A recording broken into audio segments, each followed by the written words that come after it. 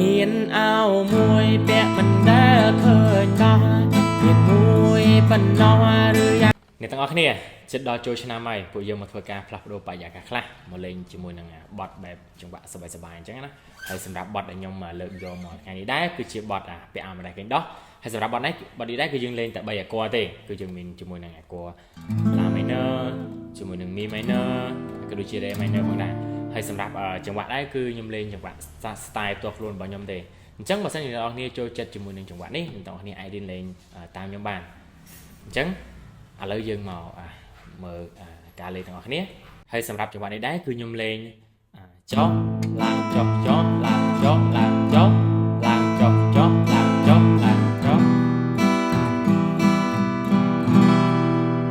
ហើយបន្តមកយើងដូរអាគ័រចុះឡើងចុះចុះឡើងចុះឡើងចុះឡើងចុះចុះឡើងចុះឡើងចុះហើយយើងចូលមកអាគ័រដើមវិញឥឡូវយើងទៅអនុវត្តបទជាមួយគ្នាមានអោមួយពាក់មិនដែលឃើញដល់មានមួយប៉ុណ្ណោះឬយ៉ាងណាស្រីងាឃើញសពដងមិនថាថ្ងៃណាមិនថាបនត្រង់ពាក់តាអោដែល